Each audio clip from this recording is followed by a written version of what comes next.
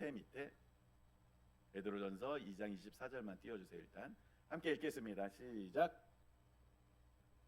자기 몸에 몸소 지시고서 나무에 달리셨습니다. 그것은 우리가 죄에 대해서는 죽고 대해서는 살게 하시려는 것이었습니다. 그가 매를 맞아 상함으로 여러분이 나음을 얻었습니다. 아멘. 네, 이 말씀 많이 보셨죠? 네, 이 말씀에서 어떤 사람이 이 성경 말씀이 정말 신비로운 건 뭐냐면 어떤 분은 이 말씀에서 말씀을 딱 붙들고 불치병에 걸렸는데 저 말씀 있잖아요. 그가 매를 맞아 상함으로 여러분이 나음을 얻었습니다. 그러면 내가 나음을 이미 얻었다는 거네. 나을 것이다가 아니에요. 저 표현이 영어로 보면. 그래서 지난번에 설명해 주신 것처럼 이미 나았다는 거예요. 이 말씀을 붙들고 회복된 사람들이 있습니다. 그런 분들이 책을 쓰고 그래요. 그래서 이 말씀 되게 많이 아시는 말씀입니다.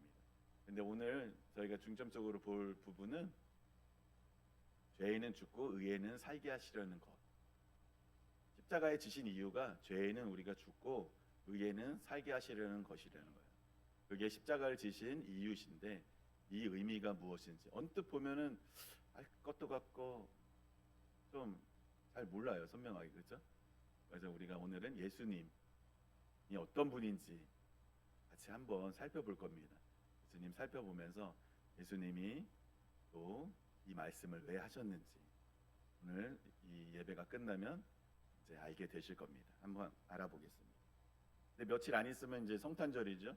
저도 성탄 전야제 준비하느라고 요새 영상 같은 거 찾아봐요. 댄스 같은 거 이런 거 어떻게 연습을 해야 되나 해가지고 찬송가 막 이런 거 그런 거 성탄절 찬송 막 이런 것도 보게 되고 그런 케이스 보게 되니까 재미난 거 너무 많더라고요. 하고 싶은 거 막 그래가지고 지금 막 설렙니다. 근데 저뿐 아니라 이 세상이 온통 그렇잖아요. 12월 되면은 막 크리스마스 트리 하고 사람들은 왜 이렇게 예수님이 실은 자기들하고 상관없잖아요. 예수님 안 믿는 사람들하고는 상관없잖아요. 근데 왜 세상 사람들이 예수님 생일을 이렇게 기뻐하고 좋아하는 걸까요? 어떤 세상의 소망이라고 하잖아요. 막 우리가 표현할 때 예수님 오신 것 그게 엄청난 소망이에요. 세상에. 왜 그럴까? 오늘 그것도 한번 찬찬히 알아보겠습니다. 왜 이 땅에 예수님 오셨는데 모든 사람에게 그것이 큰 기쁨이 되는가? 믿지 않는 사람들에게까지도. 먼저 우리 예수님을 호칭할 때 뭐라고 부릅니까? 아는 대로 한번 얘기해 보세요. 예수님 뭐라고 불러요? 주, 그리스도,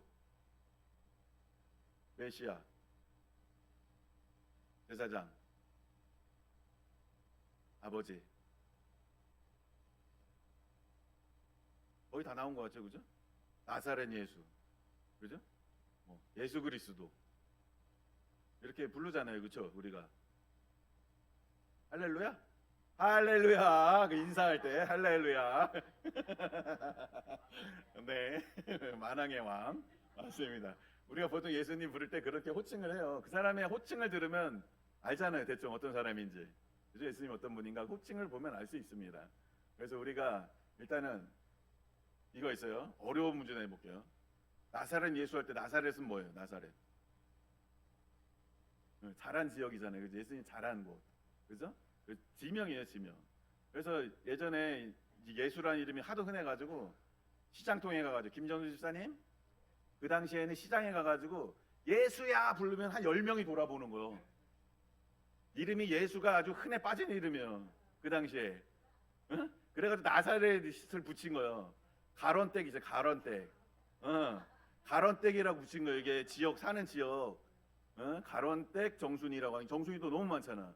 시장에 가갖고 정순아 부르면 막 쳐다본단 말이야 사람들이. 가론 정순이 이렇게 하면 알잖아. 그게 나사렛 예수.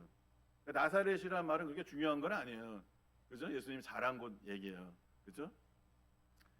그래가지고 이 에피소드가 있대요. 어떤 사람이 이제 막 귀신을 쫓아내라고 알려줬대. 나사렛 예수의 이름으로 명하라고. 근데 나사렛이 생각이 안 나는 거야. 너무 어려운 단어예요. 근데 저도 예전에 그랬던 것 같아요. 아, 뭐였지? 처음에 들었을 때 나사렛이 뭐야? 엄청 중요한 것 같긴 한데, 근데 중요하지 않습니다. 그냥 예수의 이름으로 선포하시면 돼요. 그죠? 나사렛은 그 자라난 지역 이름입니다. 그러면 그리스도는 무슨 뜻이에요? 그리스도. 맞습니다. 기름 부은 자. 우리 교회 브레인. 기름 부은 자.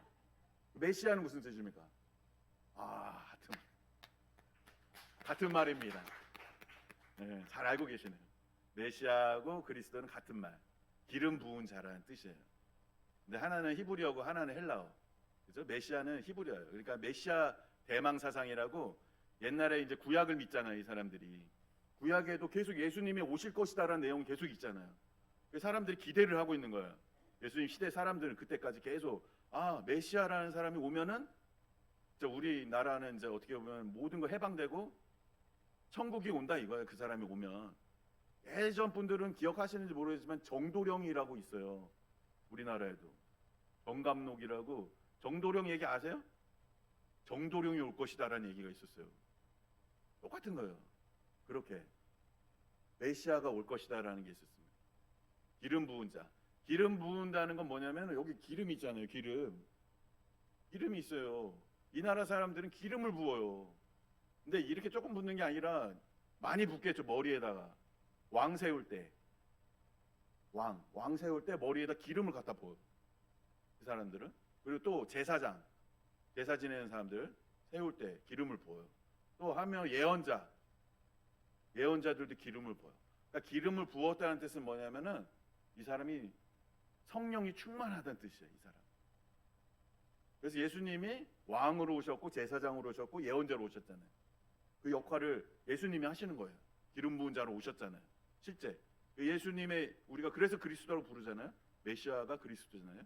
기름 부음 받은 자예요. 그래서 예수님이 오셔서 우리의 왕이 돼 주십니다. 우리를 보호해 주세요. 제사장은 뭐 하는 거예요? 자기 죄에 졌을 때 찾아가가지고 속 끌고 가가지고 죄 없애주잖아요. 예수님이 죄 없애주죠. 그렇죠? 예언자는 뭐 하는 거예요? 앞으로 어떻게 살아라 얘기해 주잖아요. 그 예언자, 길을 인도하신 예언자가 되시는 겁니다. 그래서 이제 그리스도로 오신 거고 우리가 그렇게 부르는 겁니다. 그러다 보니까 원래는 메시아라는 건 누군지 모르는 거였잖아요. 그죠? 근데 나중에 예수님이 딱 나타나니까 그리스도가 예수가 돼버린 거예요. 예수님이 그리스도니까. 사람들이 그리스도라고 하면 이제 예수님인 줄 아는 거예요. 옛날에 메시아 하면 누군지 몰랐어요. 그래가지고 메시아가 옛날 구약 시대에 이 이스라엘 사람들이 막 여러 명을 추측하기도 해요. 포로에서 돌려보낸 느부갓네살을 메시아라고 생각하기도 했어요. 자기들 풀어줬으니까, 자유를 줬으니까. 이렇게. 근데 이제 예수님 시대 오니까 그리스도가 이제 어떻게 보면은 예수가 그리스도라는 걸 알겠어. 예수 그리스도 붙여 부르는 거예요. 예수 그리스도, 그렇죠? 또 뭐 있죠? 예수님 부르는 거 뭐 있다고 했죠? 주라고 부르죠. 주. 주는 뭐죠? 주인. 그렇죠? 주인이면 나는 뭐예요? 종이잖아요. 근데 종이라는 말 들으면 되게 기분 나쁘죠. 되게 기분 나쁘더라고요. 저 처음에. 내가 왜 종이야? 이런 생각 들잖아요.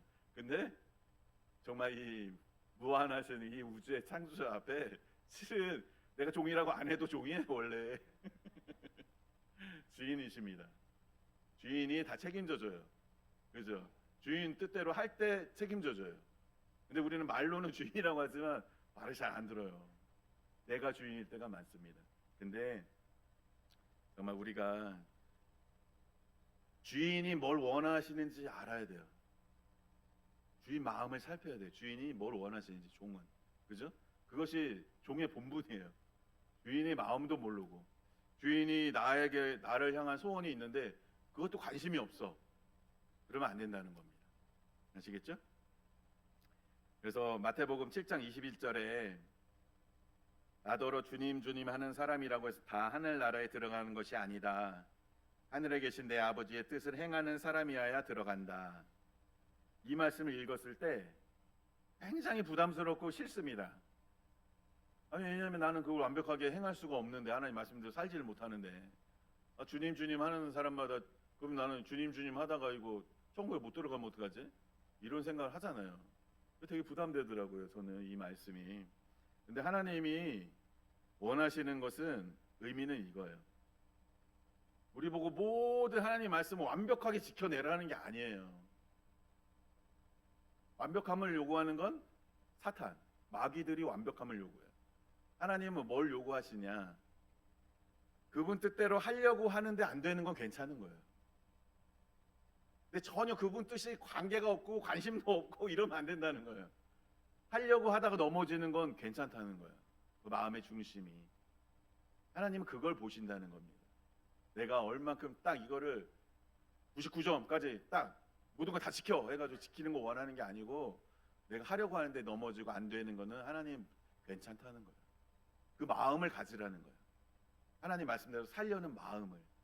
그렇죠? 그렇게 그런 것도 없는 사람이 주여 주여 말만 하고 그런 마음도 없는 사람은 하나님 나라에 들어갈 수 없다고 말한 겁니다. 이 말씀이. 아시겠죠? 여기에 계신 분들은 하나님 뜻대로 살려고 노력하고 계시죠? 네. 마음을 뭐 까볼 수가 없어가지고 다 그렇게 하고 계시리라 믿습니다. 네. 그래서 이렇게 그런 분들은 넘어지고 실수하고 우리가 제대로 못하지만 괜찮다는 거예요. 아시겠죠? 네. 그래서 이제 주인이 종의 인생을 책임져 주십니다. 주인이 이렇게 하자 할 때 그것을 따라가면, 순종하면은 하나님이 다 책임져 주시고 우리를 또 복 주시는 것입니다. 그래서 예수님이 책임져 주니까 우리가 평안할 수 있는 거예요. 그 절대적인 능력을 가지고 계신 분이 나를 책임져 준다고 생각하니까 내가 편안한 거죠. 내 인생이 기쁘고, 그죠? 내가 주인이 돼서 내 인생 책임지려고 하면 엄청 두려워요. 맨날 불안하고 뭐라도 더 준비해야 되고 더 열심히 해야 되고, 이런 생각 속에서 교회 올 시간도 없어요. 바빠서. 왜냐하면은 내가 그거 마련하려면은, 내가 혼자서 그거 다 하려면은 인생이 그렇게 시간이 넉넉한 게 아니에요. 근데 그렇게 사는 분들 많잖아요. 주변에 보면, 믿지 않는 분들 보면, 그죠? 이렇게 죽어라고 정말 일만 하다가 그때 되면 이제 또 이제 쉴만하면 병 나고, 그죠? 그렇게 되잖아요. 우리 부모님들도 얼마나 열심히 일했어요. 자식들 효도 받을 만하면 이제 병 났잖아. 저희 어머니도 그렇고 그렇게 된단 말이에요. 인간이 인생이 이렇게 길지가 않아요. 그래서 이제 하나님께 맡겨야 그 천국의 그 평안함과 기쁨을 누리면서 사실 수 있는 것입니다. 그러면 예수님은 완전한 사람이에요, 하나님이에요? 완전한 사람, 완전한 하나님, 그죠? 이게 좀 헷갈리지 않아요? 그 당시에 사람들도 그랬던 거예요. 아니, 사람인데 어떻게 신이 돼? 어? 그렇잖아요. 또 신이 어떻게 사람이 돼? 이런 게 있는 거예요. 사람들 생각 속에는 인간이라는 건 약간 뭔가 불완전하잖아요. 근데 인간이라고, 예수가 인간이면 불완전하면은 신이 아니잖아.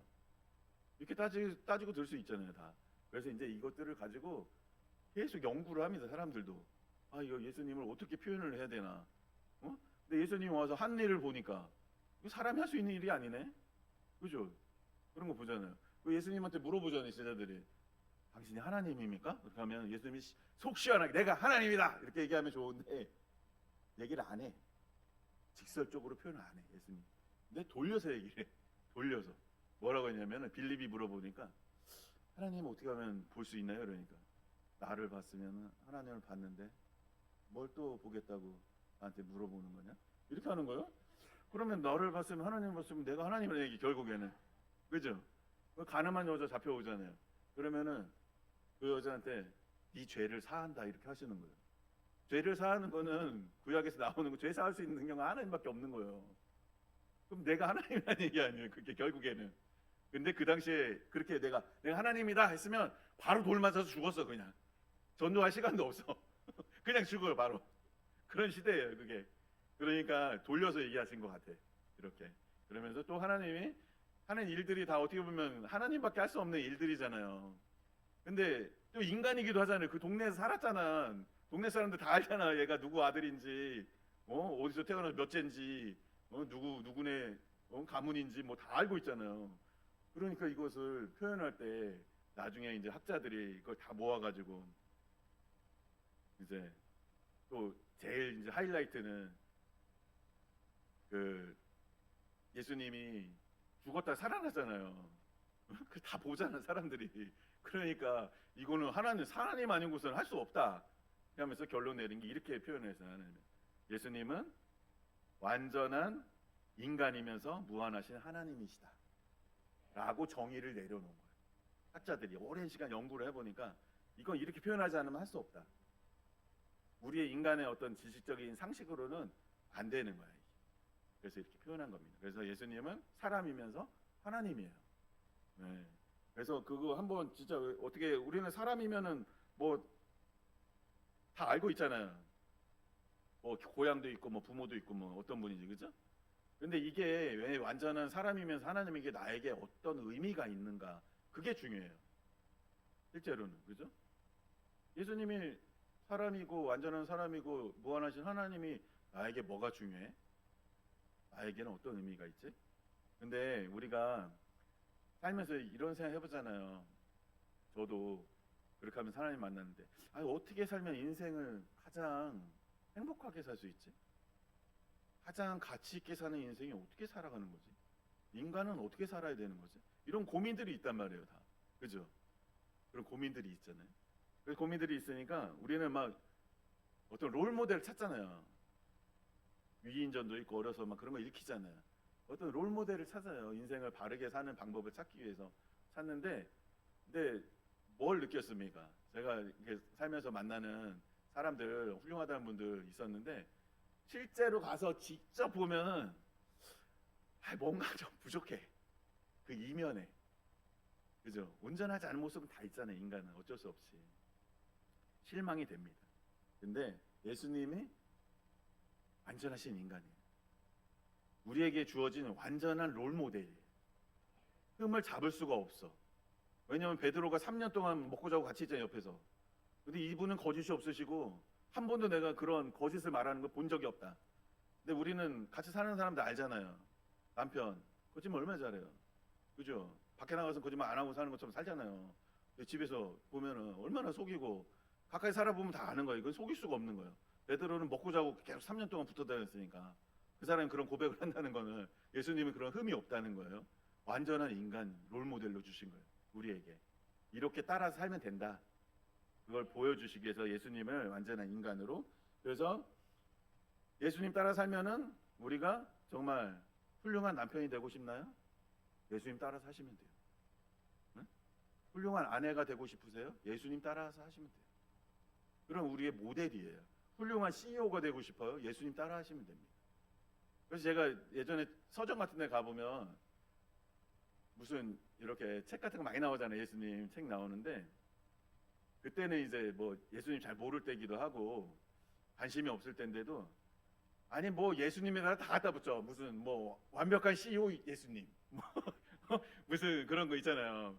무슨 영적인 최고의 지도자 예수님, 뭐 무슨 뭐에다 다 예수님만 붙이면은 되는 건데, 진짜 보니까 완전한 인간이기 때문에 그렇게 붙일 수가 있구나.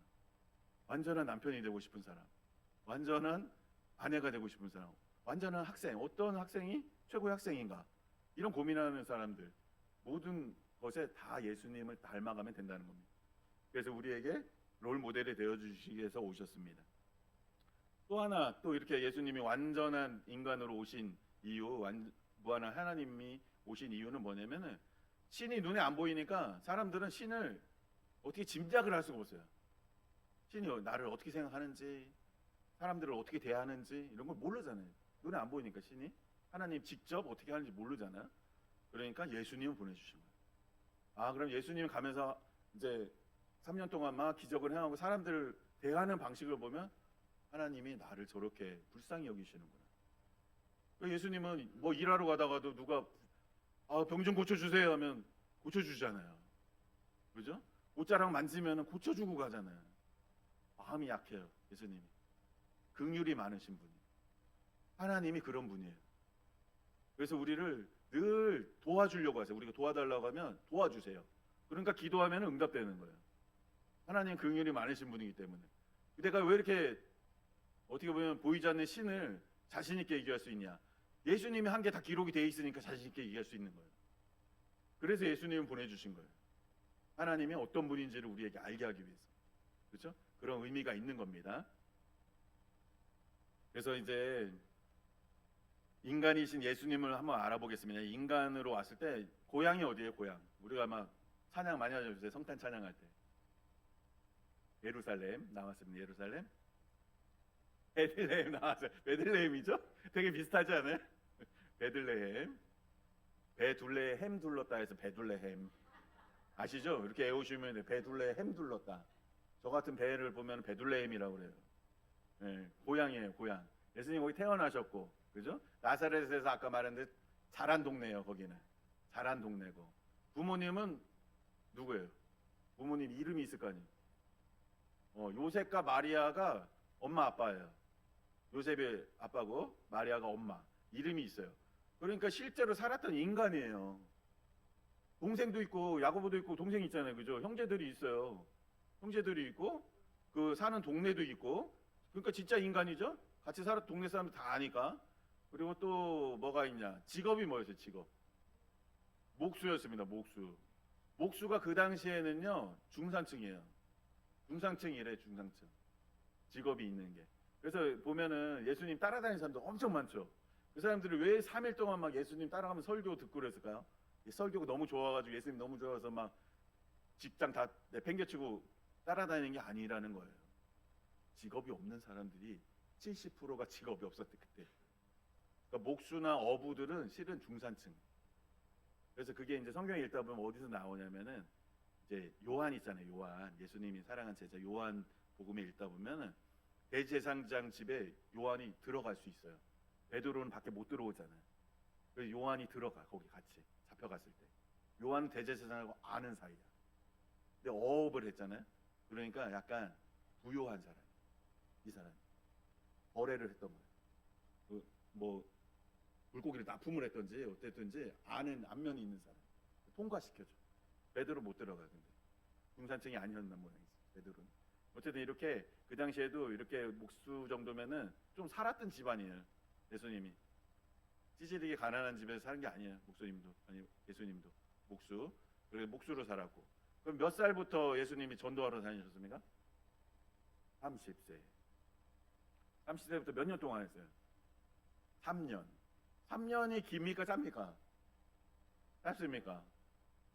그러면 저기 그 석가모니 있잖아요. 불교 석가가 이게 설법하고 다닌 게 78년. 78년. 공자 72년.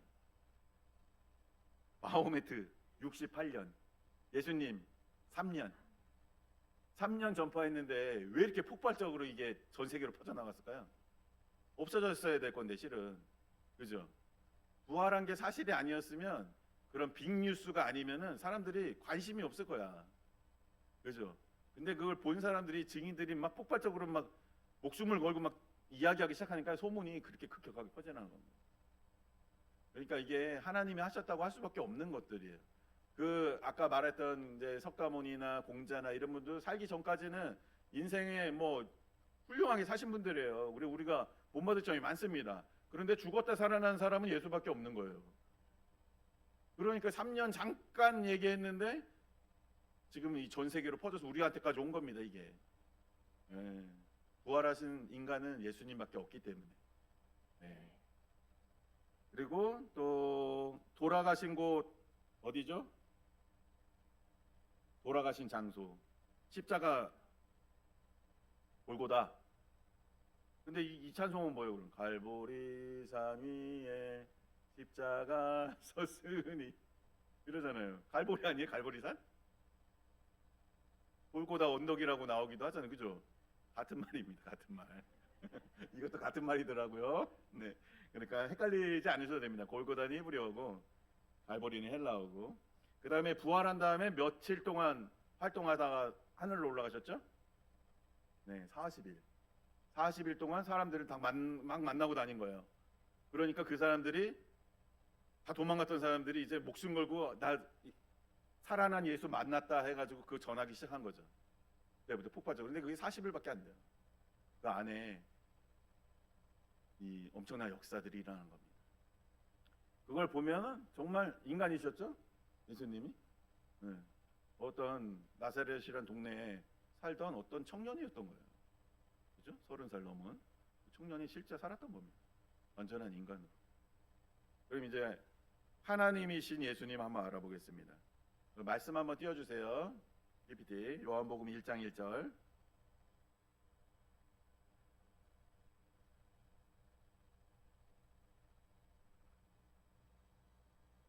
네, 한번 읽어볼까요?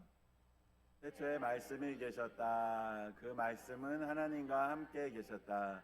그 말씀은 하나님이셨다. 네, 여기 한번 보시면 이런 거 보면 조금 헷갈리지 않습니까? 태초에 말씀이 계셨다. 말씀은 하나님과 함께 계셨다. 그럼 말씀과 하나님이 같이 있잖아요. 그죠? 지금 말씀과 하나님 같이 있잖아요. 근데 말씀은 하나님이셨다. 이건 무슨 말이에요? 되게 이런 거 읽을 때 되게 좀 헷갈리고 저는 지난번에 설명드린 것처럼 삼위일체 말하는 거예요. 삼위일체. 네, 저에게서 영혼이 빠져나가면 저는 뭐가 돼요? 시체가 되죠. 그죠? 같이 공존해야지만 존재할 수 있는 말씀과 하나님. 그러니까 이게 성부, 성자, 성령이 태초에도 함께 있었다는 거야. 공동체예요. 하나님이 한 분이 아니라 공동체예요. 공동체. 그래서 우리가 공동체가 되기를 원하세요. 하나님이 사랑의 공동체를 만들기 원하세요. 하나님처럼 살기를 원하시는 거예요. 우리 교회가 사랑의 공동체가 되고 가정이 사랑의 공동체가 되기를 원하시는 겁니다. 하나님 자체가 공동체이기 때문에 그래요. 근데 마귀는 어떻게 해요?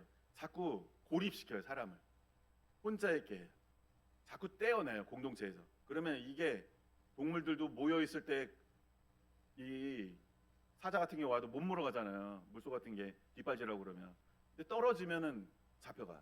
이게 마귀가 원하는 전략은 그겁니다. 자꾸 고립되게 해요. 공동체 생활 못하게 해요.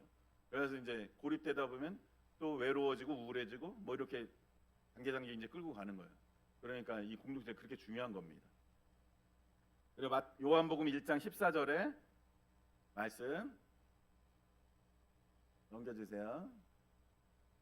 그 말씀은 육신이 되어 우리 가운데 사셨다. 아까 얘기한 거죠? 30년 사셨죠?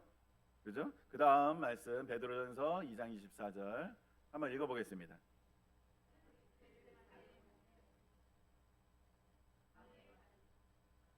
그것은 우리가 죄인은 죽고 살게 하려는 것입니다. 그가 매를 맞아 상함으로 여러분이 나음을 얻었습니다. 네, 아까 말씀드렸죠? 죄에 대해서 죽고 의에 대해서 살게 하시려고 십자가에 달리셨다는 거예요. 그럼 죄에 대해서 죽고 의에 대해서 산다는 게 이게 무슨 뜻인가요?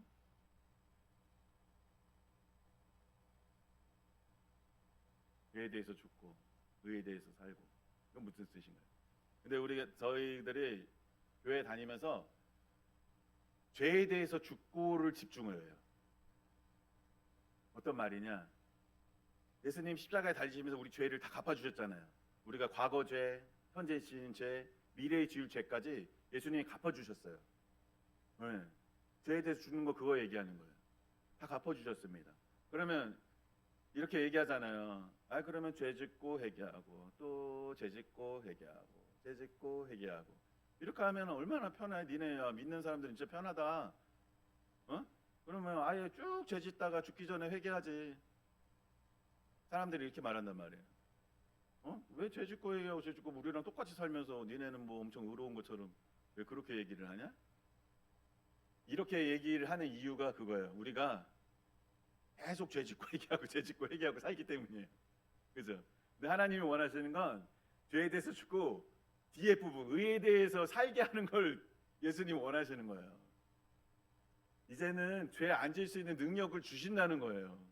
이미 우리 안에 오셨을 때 주셨다는 거예요. 네, 그래서 이제 과거의 어떤 그런 나의 잘못된 습관이나 이런 것들이 죄에 대한 습관 같은 것들이 끊어졌다는 거예요. 이제 의롭게 살 수 있는 존재가 되었다는 걸 인식을 해야 됩니다. 우리가 계속 죄짓고 회개하고 죄짓고 회개하고 이게 아니라 그게 그리스도인의 삶이 아니에요. 의롭게 쭉 살다가 어쩌다가 넘어지는 거예요. 표현하자면 의롭게 살 수 있는 능력이 있다는 겁니다. 우리에게 그것을 예수님 십자가에 달신 이유가 그거라는 거예요. 의에 대해서 살 수 있게 만들어 주신 거예요. 우리를. 그렇죠? 그래서 우리가 이제 그것을 깨달을 때 어떤 믿음의 커다란 진보가 있는 것 같아요. 우리는 항상 죄에 대해서 죽고만 생각하면 아, 예수님 나 용서해 주셔서 감사해요. 근데 또 죄 짓고 또 이렇게 되잖아요. 근데 의에 대해서 살 수 있는 능력이 있다는 걸 내가 깨달으면 아, 이제 내가 죄 안 지을 수 있는 능력이 있구나. 난 변화된 존재구나. 난 옛날 내가 아니네.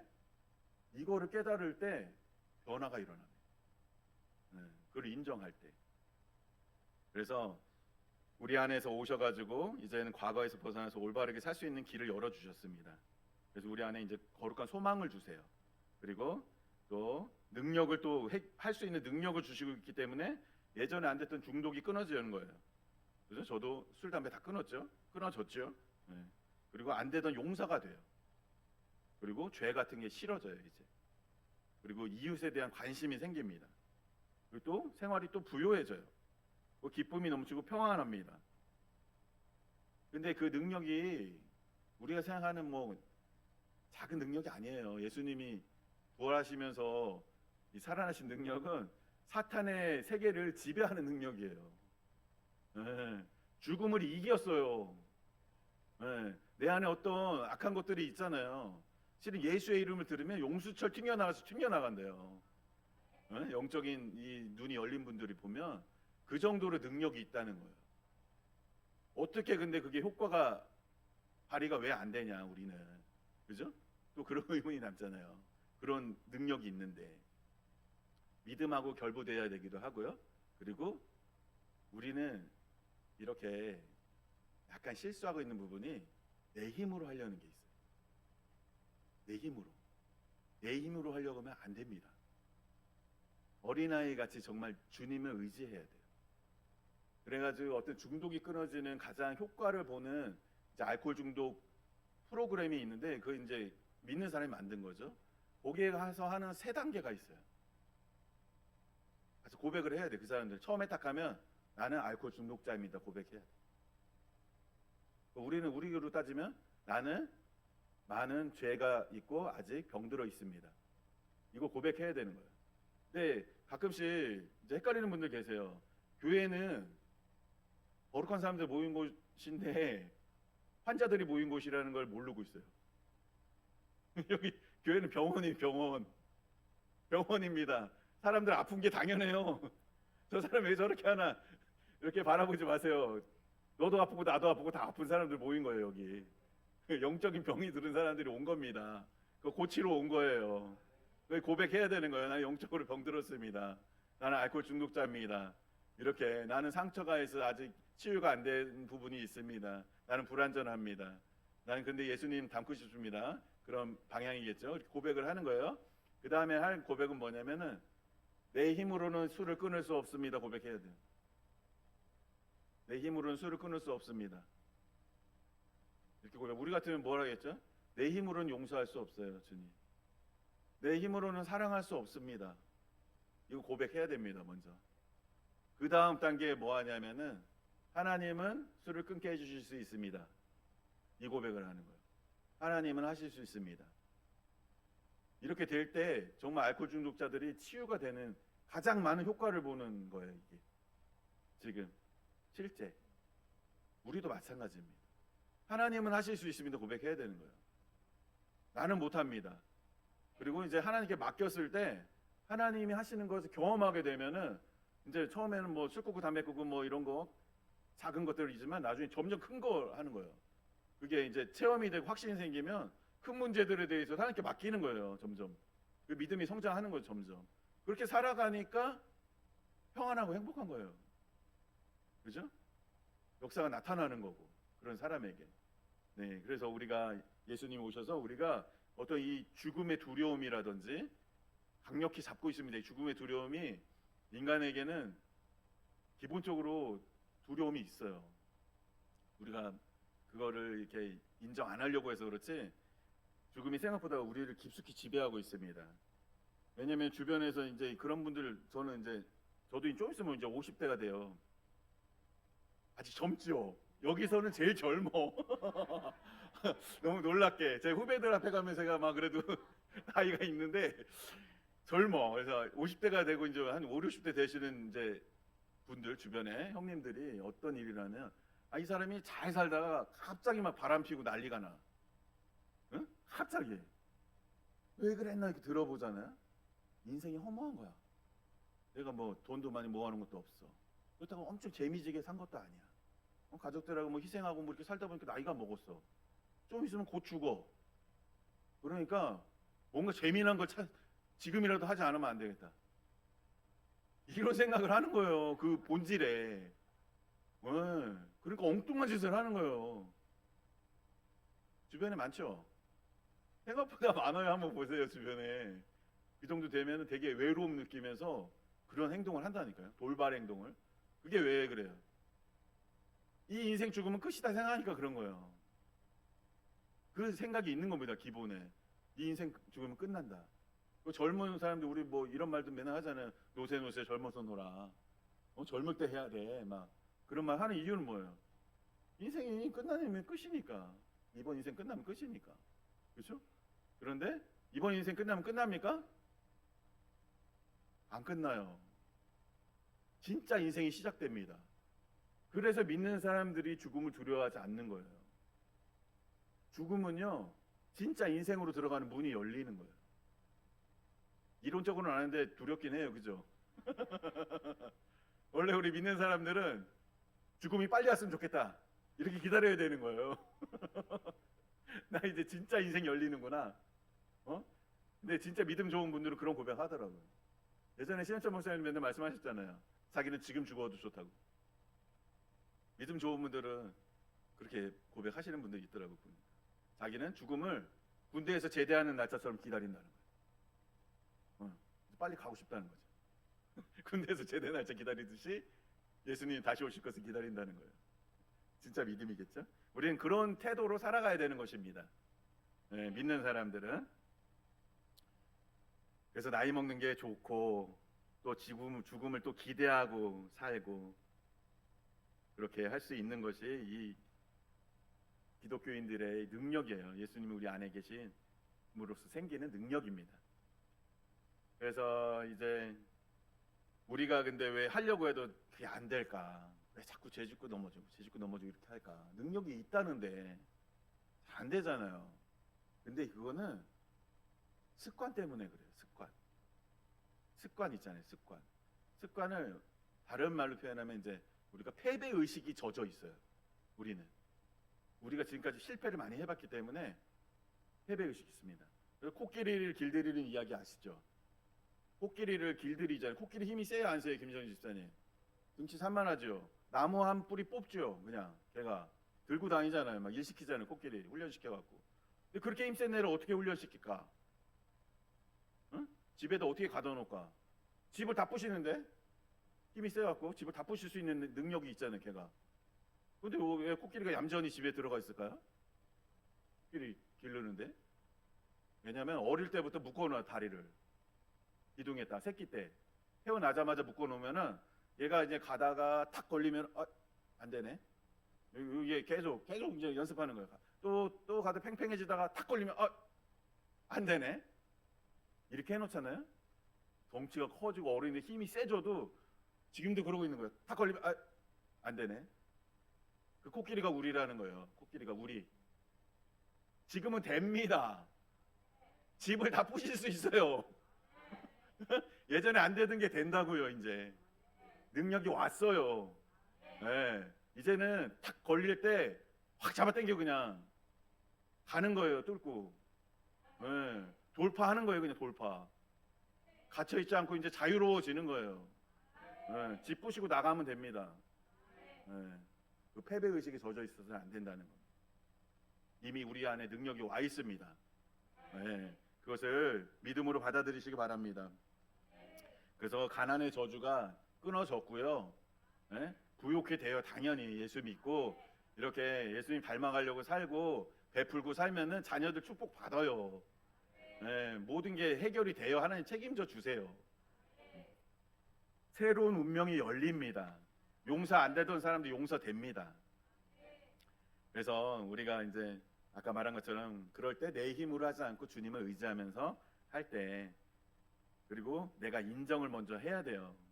또 어떤 사람에게 그분 이제 그만 용서하세요. 남편 용서하세요. 이렇게 얘기하잖아요.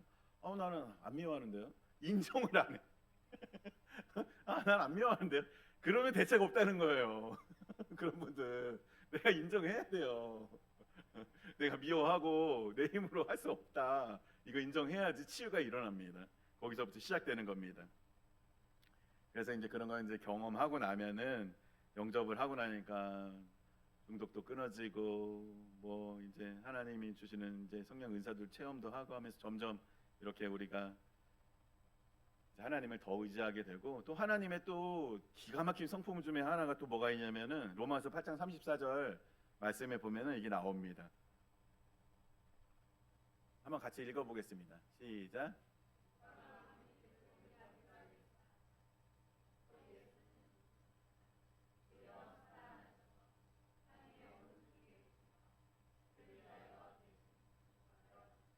네, 여기서 중요한 말씀, 우리를 위해서 대신 간구하여 주신다는 거예요. 지금도 예수님이 일을 하고 계시다는 거예요. 누구를 위해서? 우리를 위해서, 우리를 도와주시기 위해서 지금 계속 일을 하고 계세요. 그렇기 때문에 우리는 빽이 생긴 거예요, 빽이. 근데 이제 다들 저보다 인생이 선배시니까 한번 물어볼게요. 인생이 내가 열심히 노력만 한다고 그 대가를 그대로 받고 성공합니까? 세상이 그렇지 않죠. 세상이 망가져 있어요, 실은. 불공평합니다, 세상은. 그러니까 뭐 흑수저, 금수저 나오는 거예요, 이 얘기가. 그런데 성공한 사람들 이야기를 들어보면 누가 있습니까? 꼭 도와주는 사람이 있어요. 중요한 때에. 그런 사람들이 성공해요. 이끌어주는 사람이 있단 말이에요. 우리에겐 누가 있다? 예수님이 그 역할을 하고 계신다는 거예요, 우리는 그 백을 이용할 줄 알아야 된다는 거예요. 네. 백이 있는 세상이 좋습니까? 없는 세상이 좋습니까? 있는 세상이 좋아요? 백이 없는 사람들은요, 저는 백이 없을 때는 공평한 세상이 좋다고 생각해서 백 안 통하는 세상. 근데 백이 있는 사람은요, 백이 통하는 세상이 좋은 거예요. 그죠? 그래서 저도 이제 저희 아버지가 막 응급실에 실려와가지고 몇 번 죽을 뻔하셨어요. 근데 마지막에 임종 때, 코로나 때 또. 근데 환자 한 명밖에 못 들어가게 하잖아요. 보호자 한 명. 임종을 지켜야 되는 가족들이 다 모여 있는데 한 명씩 교대로 이제 들어가는 거야. 근데 이제 언제 돌아갈지 모르잖아요. 같이 모여서 좀 이렇게 아름답게 이거 마무리를 하고 싶은데 안 되는 거야. 근데 충북대에서 순천향대를 가는데 충북대에서는 그냥 이제 끝났다. 그냥 간이 다 파열됐고 이제 그냥 여기서 장례를 준비해라. 방법이 있다면 그냥 우리 병원에서는 안 되고 뭐 아시는 분이 있으면 어디 순천향대 같은 데나 어디 가셔가지고 수술은 받으면 한 며칠은 더 사실 수 있겠다. 이렇게 얘기하시는 거예요. 그런데 마침 저희 이제 큰 형님 친구가 순천향대 의사인 거예요. 자는 친구한테 전화를 해가지고 친구가 바로 가면 수술해 줄 수 있냐 해가지고 이제 출혈되고 있는 걸 막은 거지, 일단 큰 것만. 그래서 이제 며칠을 이제 좀 더 살 수 있게 연명을 하는 수술을 결국에 하기로 결정을 해서 갔어요. 그분이 백이 있으니까 가족들이, 다른 환자들은 한 명씩밖에 못 있는데 방을 하나 몰래 빼주더라고.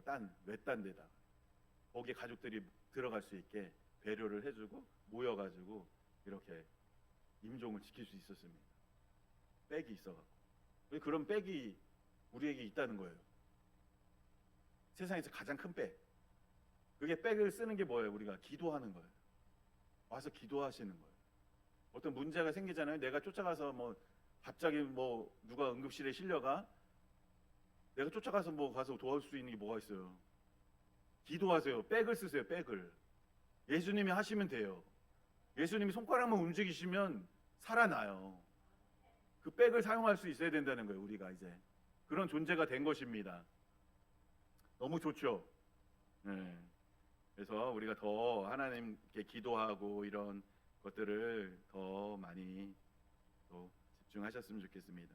그리고 마태복음 24장 30절에 보면 다시 오신다고 했어요. 이제 예수님 또 다시 오십니다. 뭐하러 지구에 또 가셨는데 또 다시 오실까요? 가셨는데 왜 또 다시 오실까요? 이제 이 지구의 역사의 종말을 하러 오세요. 정리를 하러 오세요.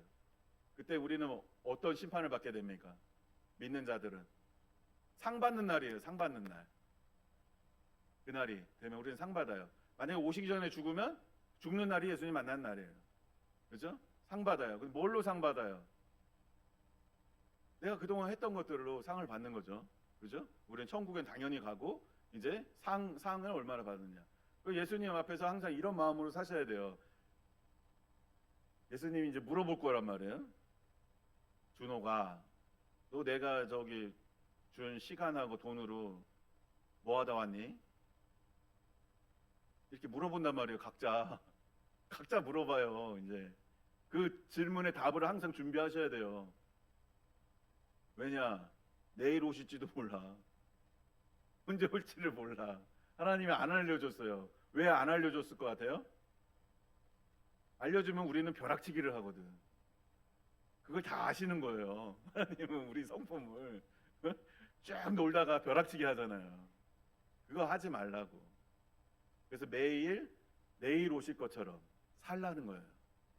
사랑하면서 살라는 거예요. 하루하루 베풀면서 살고. 그럴 때 예수님이 언제 와도 준비가 돼 있는 사람은 어서 오세요 하지. 그죠? 예수님이 내일 오시는 게 좋습니까? 안 좋습니까? 안 좋으신가 보네. 안 좋으세요? 영원한 진짜 인생 천국에서 이제 누릴 일만 남았는데 그렇게 준비하고 사시라는 거예요. 예수님이. 그래서 안 알려주셨어요. 그래서 우리가 이제 내일 오시던 10년 뒤에 오시던 100년 뒤에 오시든 1000년 뒤에 오시든 상관없이 날마다 그렇게 사랑하면서 베풀면서 예수님 닮아가면서 살으라는 얘기입니다. 네, 마무리하겠습니다. 예수님이 이 땅에 완전한 사람으로 무한하신 하나님으로 오신 것은 우리 과거의 죄악의 굴레들, 죽음의 공포에서 벗어나서 이제는 새로운 능력과 새로운 운명을 가진 자가 되었다는 것을 알게 해주시기 위해서요. 그래서 이제 우리는 이제 뭐 복 달라 안 하셔도 돼요. 복의 근원이 되셨어요. 하나님이 내 안에 와 계신 게 모든 거 가진 자예요. 그래서 이제 복의 근원이 되면은 뭐 하는 사람이에요? 복을 주는 사람이에요. 주변에 나를 만나는 사람이 복 받는 거예요. 그럼 복의 근원이 되시는 겁니다. 그렇게 되게 그래서 세상의 소망이 되시는 거예요.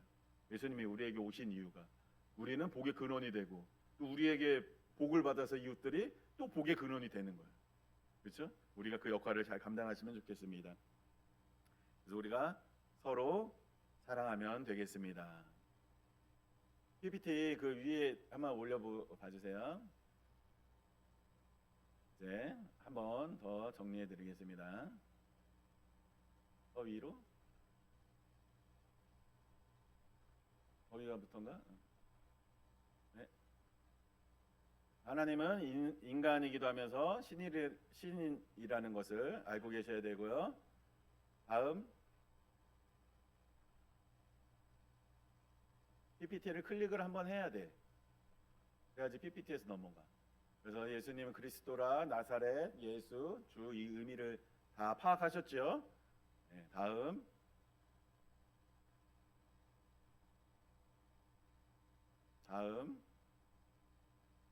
삼위일체 하나님 말씀드렸고 다음 네, 여기에서 보시면 요한복음 1장 1절 태초에 말씀이 계시다 하늘에 계시다가 땅에 내려오십니다. 내려와서 30년 사시다가 십자가 지시고 올라가셨죠. 그죠? 그리고 지금도 일하고 계시죠? 대신 간구하고 계십니다. 그리고 다시 오실 것입니다. 이것을 항상 기억하고 살라는 거예요. 우리는 예수님을 만나게 돼요. 그 앞에서 결산을 해야 됩니다. 네, 그 마음으로 하루하루 사시라는 겁니다. 다음 그래서 우리는 이제 모든 것에 굴레에서 죽음의 굴레에서 끊어졌습니까? 안 끊어졌습니까? 끊어졌습니다. 해방됐습니까? 안 됐습니까? 네, 이제 줄을 끊고 나가시면 됩니다. 네, 패배 의식에서 벗어나셔야 됩니다. 그리스도인들은 뭐든지 할 수 있는 사람입니다. 네, 아멘. 주님 의지하여 나왔으면 좋겠습니다.